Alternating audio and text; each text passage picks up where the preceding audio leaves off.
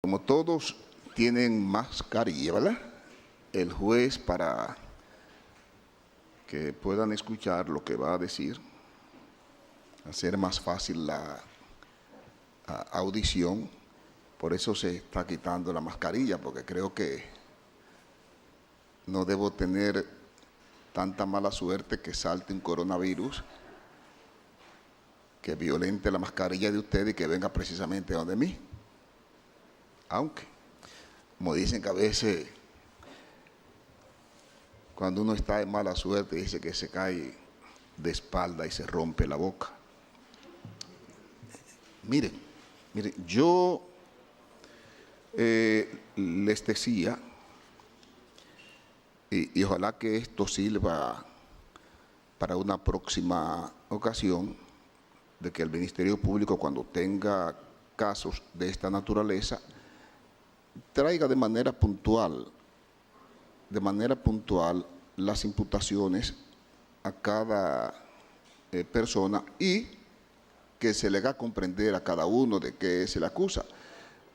Porque si ustedes ven cómo se conocen las medidas de coerción, y yo he visto medidas de coerción en Estados Unidos, ustedes ven que llega el fiscal y le dice: mire, magistrado, al imputado fulano de tal se le encontró con droga o cometiendo tal infracción. El imputado habla o habla el abogado, hace su pedimento y el juez decide, porque el juez ahí no tiene capacidad. Yo no tengo ni estoy en condiciones de fajarme a discutir si el Ministerio Público me está mintiendo o no me está mintiendo. Ahora, el Ministerio Público está prevalido de un principio de buena fe. El juez supone que el Ministerio Público actúa en esa dirección. Como cuando un policía me dice: mire, magistrado, le ocupamos un arma de fuego a fulano de tal. El juez no puede decir si eso es mentira o eso es verdad, pero el juez tiene que creer que ese agente de la policía levantó un acta de registro y certifica que le ocupó esa arma de fuego a ese ciudadano. Esa es la verdad que el juez no puede rebatir, porque se la está estableciendo una persona que tiene fe pública para eso. El escenario ya para otro tipo de discusiones no es este.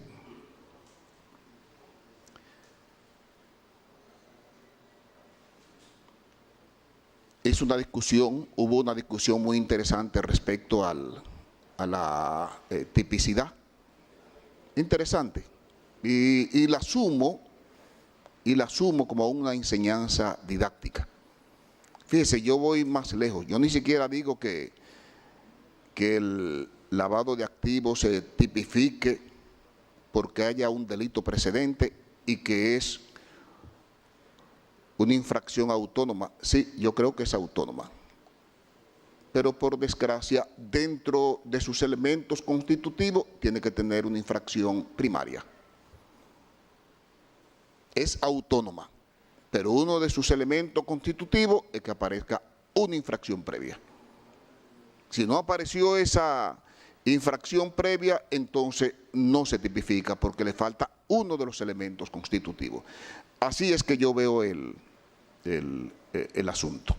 Y todas esas discusiones yo las entiendo interesantes. Nosotros duramos aquí, como les decía, ahora tenemos como 27 horas y me ha servido esto, no es que me sienta mal, porque me ha servido porque he podido solidificar más mi relación amistosa con ustedes, y como les decía, he podido compartir con el doctor Minier, por quien su forma campechana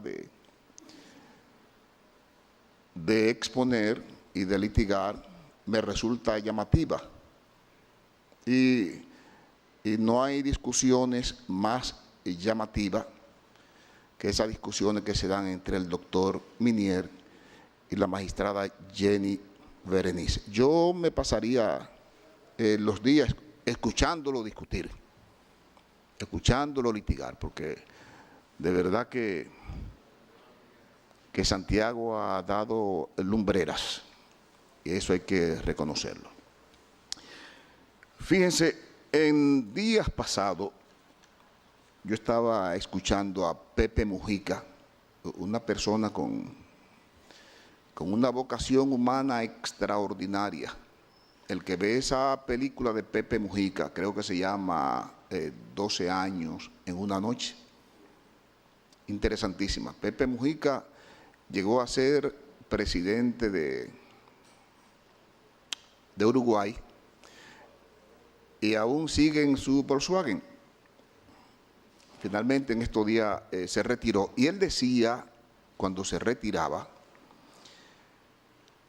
él definía, hacía una comparación entre el amor y el odio. Él decía, el amor y el odio se parecen, son comparables. ¿Por qué? Porque son dos pasiones. Son dos pasiones. El amor y el odio son dos pasiones. El amor construye y el odio destruye. Esa es la diferencia. Son dos pasiones, pero con objetivos distintos. Y al juez tiene que inspirarle el amor cuando juzga. Al Ministerio Público tiene que inspirarle el amor cuando investiga. Y a la defensa técnica de los imputados tiene que inspirarle el amor cuando postulan por sus defendidos. Es decir, eso es lo que hay aquí. ¿Puede la gente alegrarse de una tragedia? Jamás en la vida. Jamás en la vida debe la gente alegrarse. ¿Por qué? Porque por este momento podemos pasar todos. Recuerdo yo al niño que se reía del anciano, y el anciano le dice: mi hijo, no te rías de mí, porque como tú te ves hoy, me vi yo ayer. Como yo me veo hoy, te verás tú mañana. Entonces, por eso nadie debe sentir alegría por esto. Algunos han querido darle una connotación política al proceso. Y yo digo que ese es el lateral de donde deben apartarlo, para que no se contaminen los partidos políticos. ¿Por qué? Porque los partidos políticos son la genuina representación y sustentación de la democracia. Lo que tenemos que luchar es cada vez más por tener partidos políticos fuertes, dirigidos con la finalidad de que cumplan su función social, que es la de servir a la democracia y al país. Sí, no debemos de ninguna manera pretender debilitar a los partidos políticos como fundamento del Estado social y democrático de derecho, porque es el escenario que tenemos para exponer nuestro pensamiento, nuestras ideas y para manifestar lo que queremos. Esto yo lo veo no como un asunto político. Esto yo lo veo, y se lo digo a Alexis Medina, que tengo mucho tiempo que lo conozco,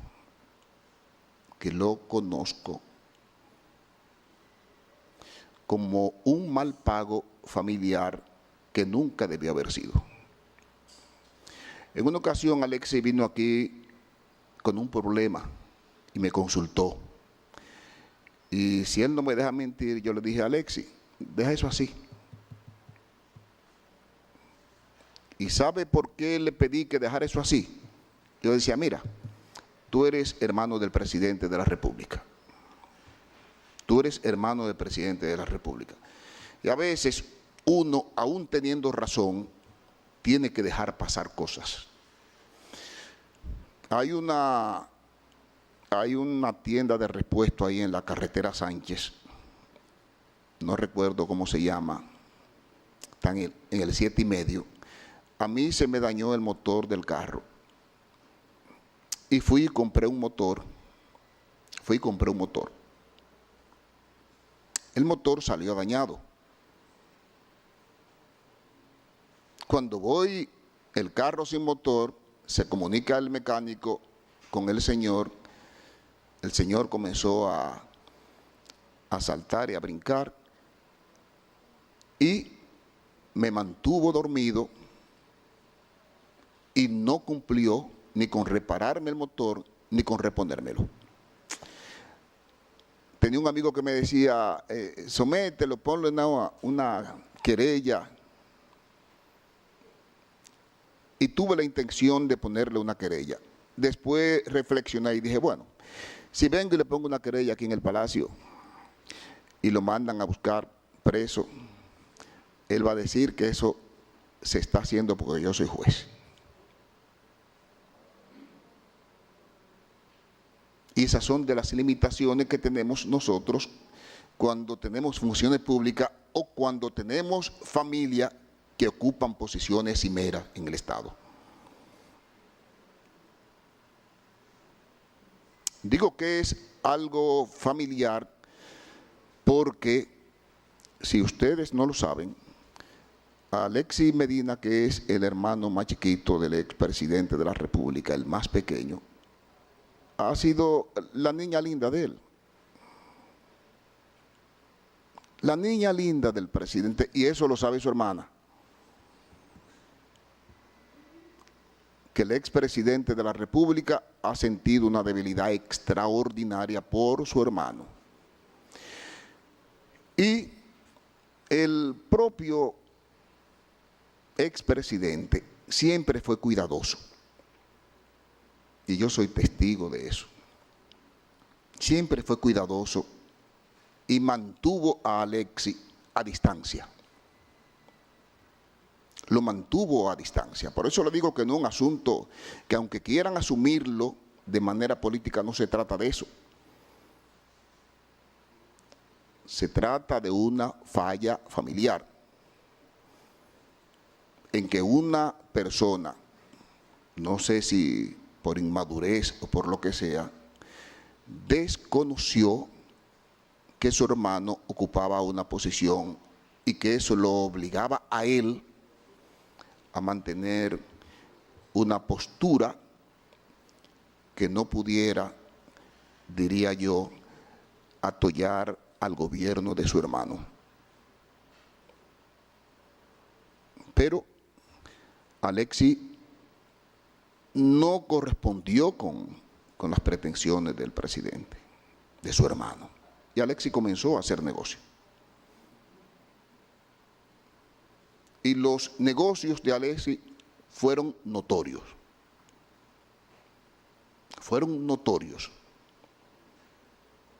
¿Y ustedes creen que solamente es el Ministerio Público que persigue a Alexis? Y se lo voy a decir. Miren, todos esos comerciantes, empresarios, que veían que usted era favorecido por encima de ellos, que ese tráfico de influencia usted lo usaba para favorecerse, hoy celebran que usted esté ahí, para que no se pierda. Cuando yo le decía al presidente de la República, a raíz de una entrevista en el Consejo Nacional de la Magistratura, era que le decía, como señor presidente, cuídese del poder. Y se lo decía porque yo tengo mucho tiempo que aunque no participo en actividades políticas, sí observo. Vengo trabajando desde el año 1975, comencé a trabajar en Radio Popular. Me tocó ver cuando el presidente Balaguer fue derrotado y me tocó ver al presidente Balaguer caminar por el Mirador,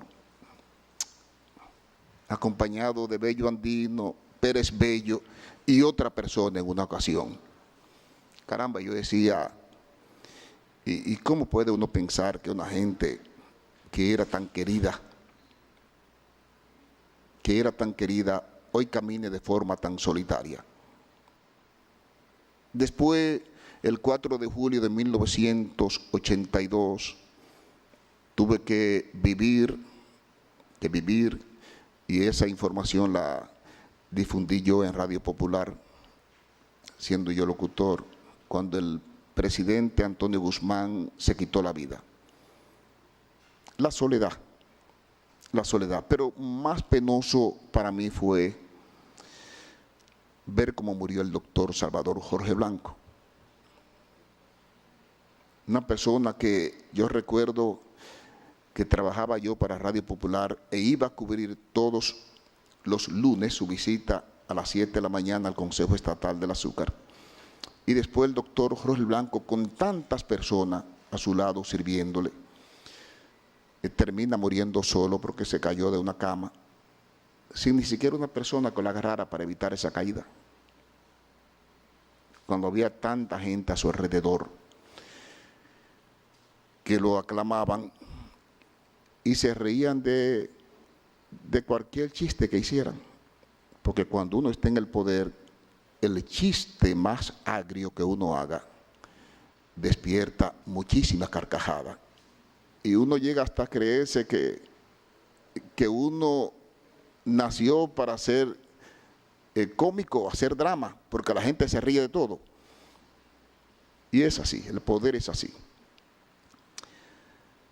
Mira, Alexis, y es la percepción que yo tengo, cuando se habla de funcionario, yo creo que Alexis mandaba más que los funcionarios. Mandaba más que los funcionarios. Esa es la percepción que yo tengo. El doctor Freddy Hidalgo, que duró poco tiempo en salud pública, al doctor Freddy Hidalgo, y que me perdone, yo entiendo que es un tonto poco útil. Un tonto poco útil, porque si hubiera sido de mayor utilidad, se queda a sus 8 años ahí en salud pública. Pero el doctor Hidalgo no tenía la utilidad necesaria que se requería para el tipo de negocio que se estaba haciendo con salud pública, luego con la OISOE, con FONPER. Miren, aquí se discute si coalición de funcionarios o no. En las 26 horas que duramos discutiendo, y por eso cuando alguien se paraba, yo le decía, mire, hábleme de esto, porque a veces los abogados son muy románticos y hablan muchas cosas, un discurso muy lindo. Pero no se trata de eso, sobre todo en una medida de coerción. Yo quería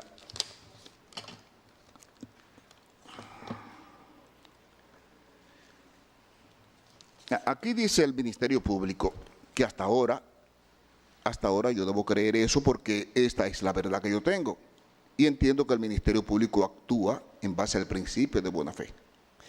Dice el Ministerio Público, mediante allanamiento realizado en fecha 29 de noviembre del año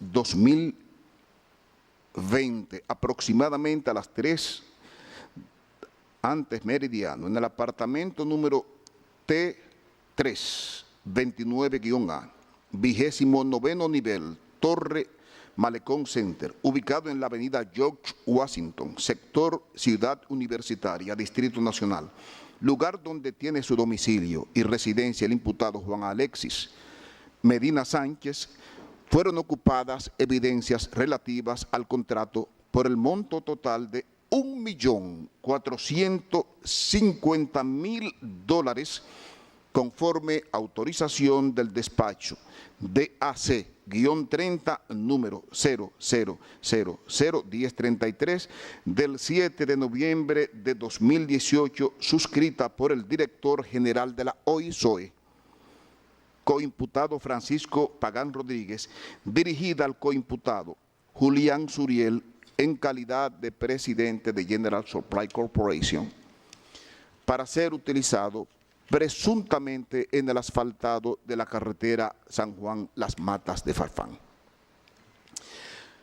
Para esta transacción se elaboró la factura proforma 2018-58 emitida por General Supply Corporation del 31 de diciembre de 2018, facturado a la Oficina de Ingenieros Supervisores de Obras del Estado, OISOE, por la cantidad de 500.000 galones de cemento asfáltico AC-30. En este allanamiento se ocupó una hoja que se titula Operación AC-30, Cuentas por Pagar, con fecha del 2 de septiembre de 2020, donde se hace constar sobre este producto que la cantidad despachada por nosotros con conduce firmados es de 500.000 galones, pero despachado real por General Supply Corporation son 166.000 galones, reflejándose como diferencia por despachar la cantidad de 333.500 galones, equivalente a un 66% pendiente de entrega, por lo que se trató de una estafa. A mí no me interesa ahí saber si Alexis es funcionario, si cae dentro de la categoría de coalición de funcionarios, porque eso no es tema de este escenario. Ahora, el Ministerio Público me está diciendo aquí lo que pasó. Y si eso pasó así, como dice el Ministerio Público, entonces efectivamente hay una estafa. Y si el director de la OISOE sabía que eso pasó así, entonces yo diría que también él se prestó a esa estafa. Usted podrá llamarle desfalco como usted quiera. Usted podrá llamarle asociación de malhechores, como usted quiera. Pero ahí está. No voy a hablarle ni siquiera de otros detalles que da el Ministerio Público cuando les presentaban las facturas, para la compra de los equipos, donde no había especificaciones, es decir, que si usted decía 20 sillas, usted no establecía ahí las características de esa silla. Entonces, como usted no establecía las características de esa silla, usted podía poner ahí el valor que a usted le diera su gana. Tampoco voy a hacer hincapié sobre ese reconocimiento de deuda. Bueno, dice que había emergencia y que el imputado Alexis era tan bueno que se mandaba y suplía de equipos a los hospitales. Bueno, pero ¿quién ha dicho que ese es el procedimiento que establece la ley? Pero ustedes me van a decir a mí que se tratan de faltas administrativas. Eso como que ustedes me digan a mí, mira, he hecho un contrato civil, hemos contratado civilmente, pero yo te dije que este apartamento no tenía hipoteca. y después aparece una hipoteca. Exactamente, es un contrato civil. Bueno, pero hay un dolo ahí. Hay un dolo. Entonces, la propia manifestación del manejo de la ley es tratar de convertir la legalidad como principio, entonces, para caer en ilegalidades. Entonces, el hecho de que la ley de contrataciones públicas no contenga sanciones penales, que contenga sanciones administrativas, eso no quiere decir que el manejo de esa, ampararme en esa ley para yo estafar, para yo maniobrar, no quiere decir que no tenga una consecuencia penal. Le estoy mencionando eso para que ustedes sepan por qué el juez, solamente con esto que está aquí, desde un principio, tiene los fundamentos para imponerle al imputado una medida de coerción. Una medida de coerción. ¿Qué resulta? El ingeniero Aquiles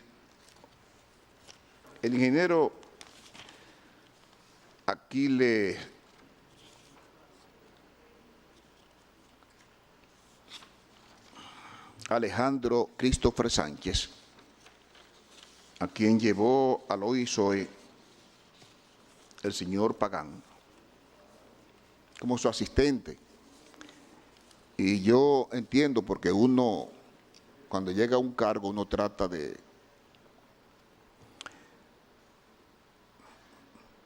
buscar el concurso y cooperación de la gente que son amigas de uno y que uno entiende que tienen valores y que tienen conocimientos. Fíjense lo que me dice el ingeniero Aquiles, que tenía la función de fiscalizar. Él dice que en los equipamientos de los hospitales, él no tenía que ver con que se ubicaban pagos de equipos sin haberse llevado los equipos a los hospitales. Y de eso hay informes periciales del Ministerio Público que tiene en el proceso de investigación la capacidad para valerse de esos peritos y fundamentar su investigación. El Ministerio Público dice que hizo una auditoría en esos hospitales y esos equipos que decía que habían llevado no eran ciertos, que faltaban muchos equipos y que después trataron de llevar los equipos. El ingeniero Aquiles dice que él era un agente que él simplemente firmaba, pero lo que me sorprende a mí del ingeniero Aquiles es lo efectivo y contundente que fue el ingeniero Aquiles cuando me dice todo lo que le ahorró al Estado Dominicano fiscalizando el Hospital del Cáncer o fiscalizando otras obras de Santiago de los Caballeros atribuida a una conocida empresa. Y yo digo, oye, tanta contundencia, tan efectivo este señor en eso y tanta debilidad en la fiscalización cuando se trataba de Juan Alexis Medina. Eso es inexplicable. Eso es inexplicable. Y el juez eso no lo va a entender. ¿Y qué es lo que el juez cree? Lo que el juez cree es que el señor Pagán, fíjense que hasta consignación de presupuestos específicos,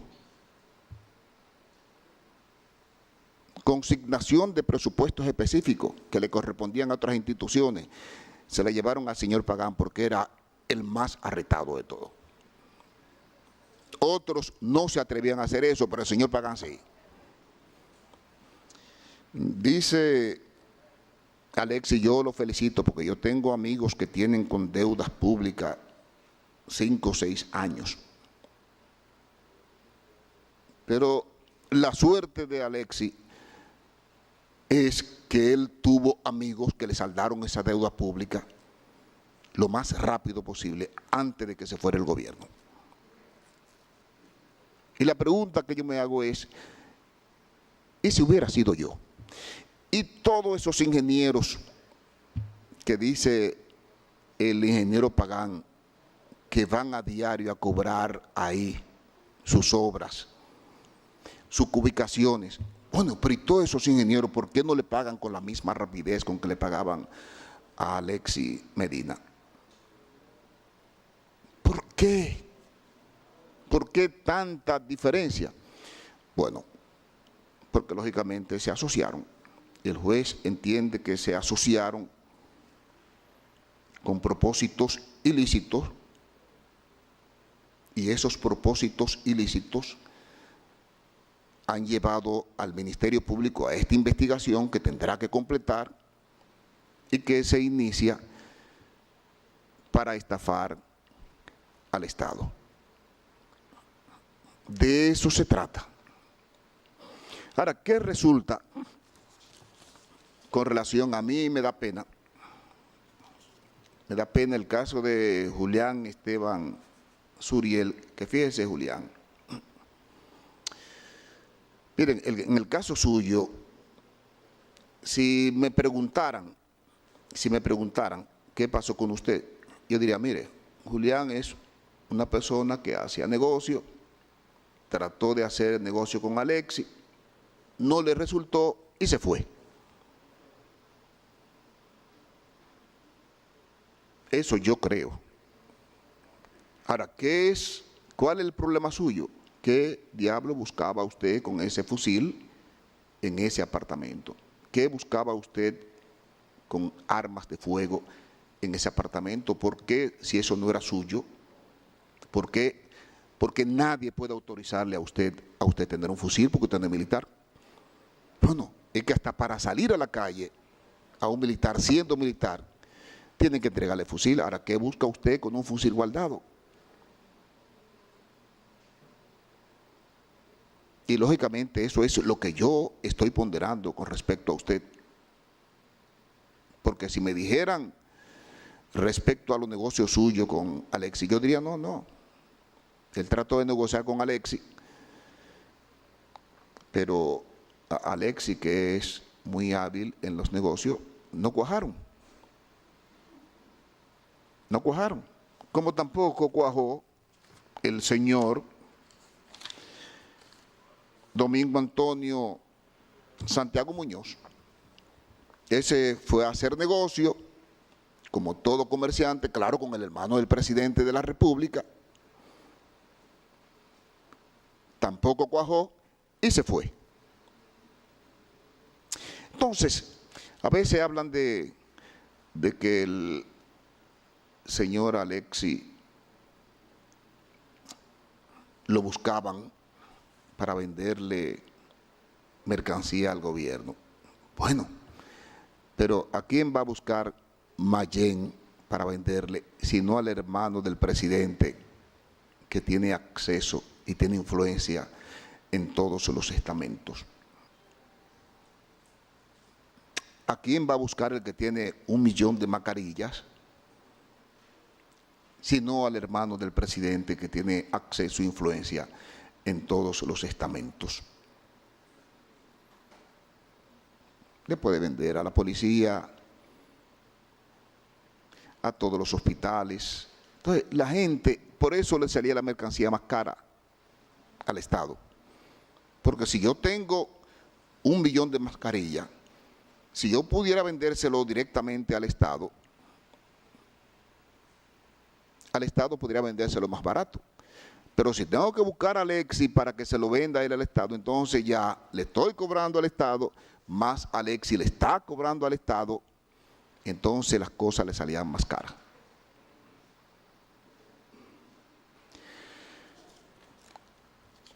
José Dolores Santana Carmona, que era quien yo le decía que él no sabía que era tan rico.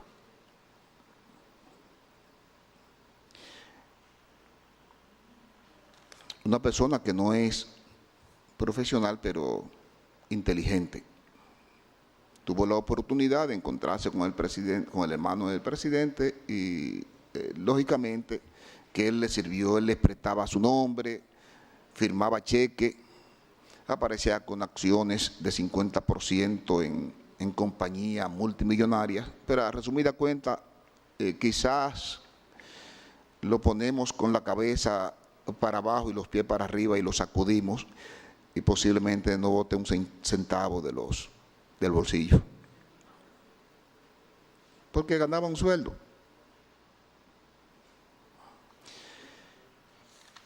De Huácar ni decirse.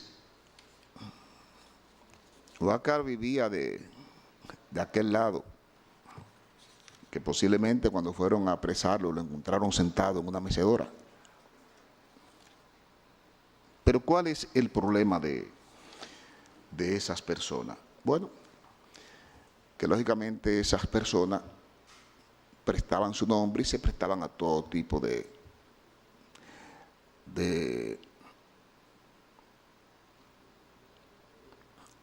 complicidad para complacer al señor Alexis Medina, que de verdad ha sido yo lo felicito porque ha sido un gran poder en el comercio. Yo quisiera saber si Alexis tendría tanta suerte ahora como la tuvo antes. Quisiera saber.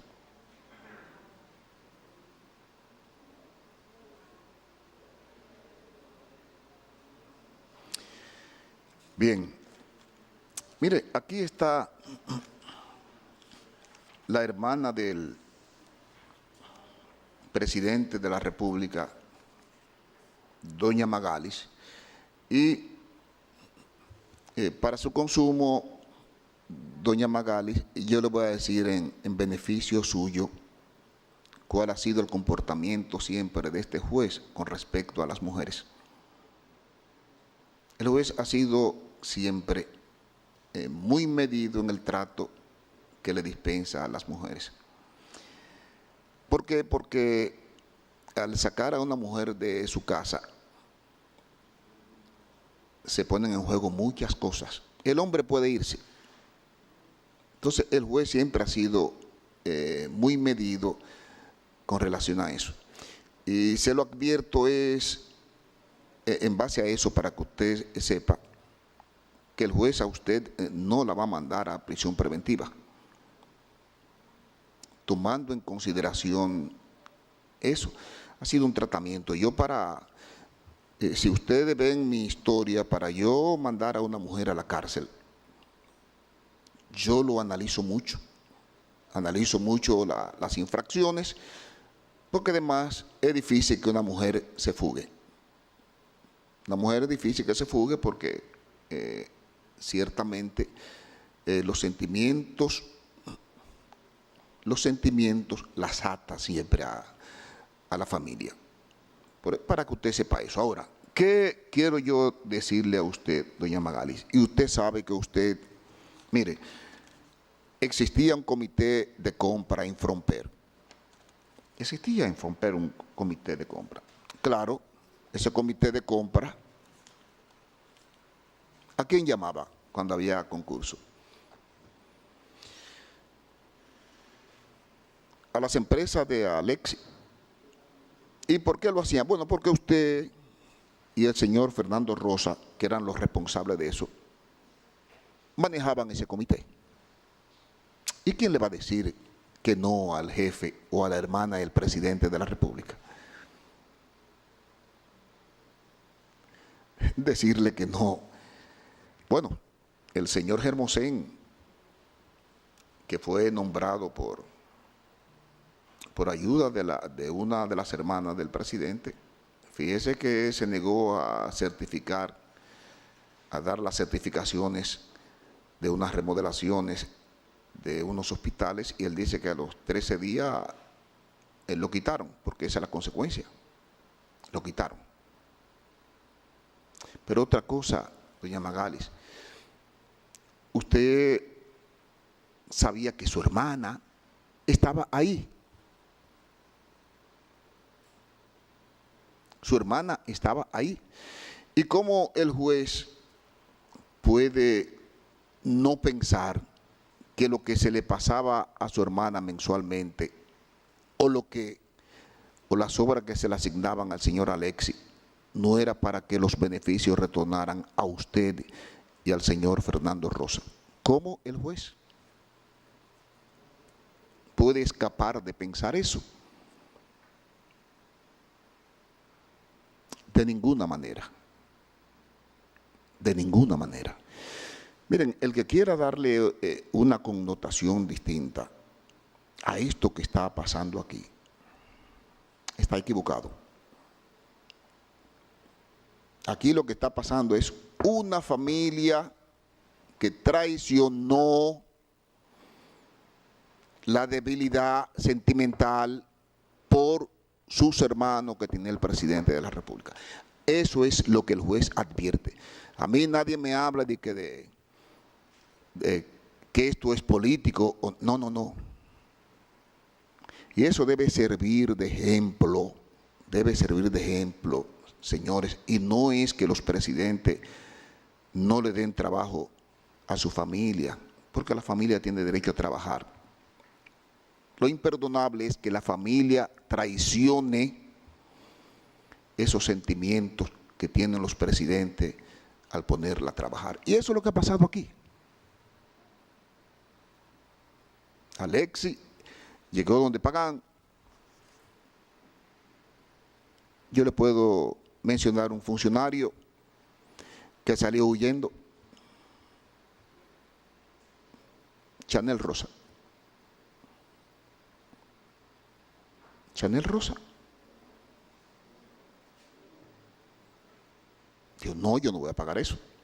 Yo no voy a caer preso. ¿Y quién asumió eso? Bueno, lo asumió Pagán, porque Pagán sí era arrestado y se benefició de eso. Se benefició de eso. Y esto es una investigación que se está abriendo. Comienza ahora la investigación. El juez necesariamente el caso tiene que declararlo complejo, porque evidentemente tiene las características para que sea llevada mediante ese procedimiento. En cuanto a la coalición de funcionarios, como dice el doctor Eduardo Núñez, realmente a Alexis yo no puedo atribuirle eso. Pero resulta que a la hermana del presidente de la República,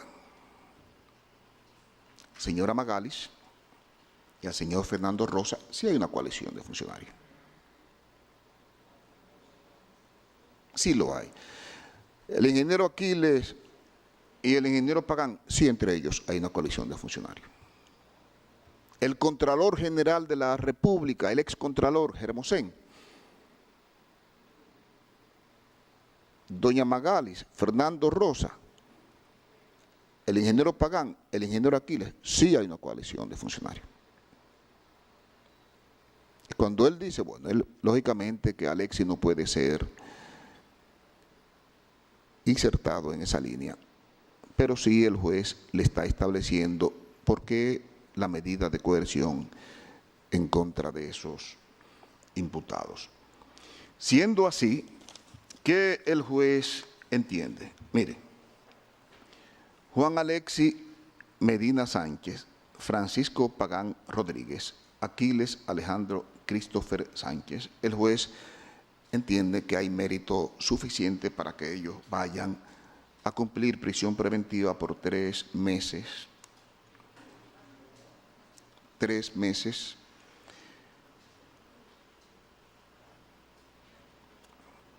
Ordenando su revisión para el 1 de marzo del año 2021, disponiendo que sea el tercer juzgado de la instrucción que tenga a su cargo el control de la fase preparatoria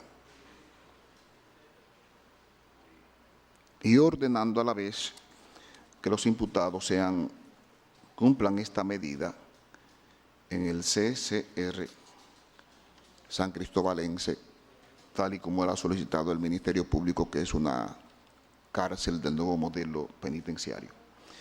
Con respecto a Julián Esteban Suriel Santos, José Dolores Santana, Carmona Huácal Bernabel Méndez Pineda, el juez también está ordenando prisión preventiva. La prisión preventiva de Julián Esteban, el juez la fundamenta en esa posesión ilegal de un fusil y 2 armas de fuego. José Dolores Santana, Carmona Huácal Bernabé Méndez Pineda, el juez está dictando en su contra la prisión preventiva porque permanecer ellos en la calle evidentemente que puede contribuirse a que los imputados distraigan prueba o pudieran generar algún tipo de intimidación en su contra a fin de que no lleguen a cualquier tipo de salida alterna, si así lo entendieran las partes. Van a cumplir 3 meses, el 1 de marzo también será la revisión obligatoria, irán al tercer juzgado de la instrucción como control de la fase preparatoria y la medida la cumplirán en la cárcel modelo de San Pedro de Macorís. Contra Fernando Rosa, el juez también está dictando 3 meses de prisión preventiva. Irá a la cárcel CCR San Cristobalense. El 1 de marzo, el tercer juzgado de la instrucción le conocerá medida de coerción, la revisión de la medida de coerción. Con relación a la señora Carmen Magalis Medina Sánchez y los señores Lorenzo Wilfredo Hidalgo Núñez, el juez entiende que debe colocársele a ambos un localizador electrónico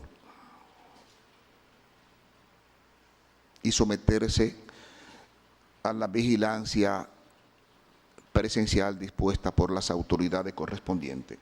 Digo la vigilancia porque si hubiera algún tipo de controversia con la compañía de los brazaletes, entonces el Ministerio Público podrá usar esa vigilancia. Si no hay problema, entonces el Ministerio Público podrá prescindir de esa vigilancia y solamente dejarle su brazalete electrónico. Esa medida ya la cumplirá por 3 meses de arresto domiciliario, tendrá impedimento de salida del país y deberá pagar una garantía económica de 10 millones de pesos mediante contrato.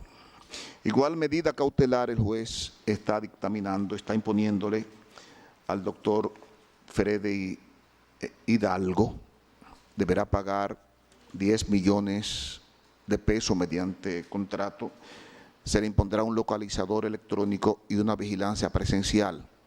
Sí, en el transcurso, la controversia que hay respecto a la empresa colocadora de los brazaletes, se resolviera entonces la vigilancia presencial, vuelvo y reitero, se dejaría sin efecto. Con respecto al imputado Rafael Antonio Hermosén, que es el ex Contralor General de la República, el juez le está ordenando la colocación de un brazalete electrónico y una vigilancia presencial, reiterándole la misma decisión de que si en el transcurso se resuelve la controversia entre la compañía que coloca los brazaletes y la Procuraduría, entonces se retiraría la vigilancia. Tiene impedimento de salida del país y tiene arresto domiciliario el excontralor general de la República.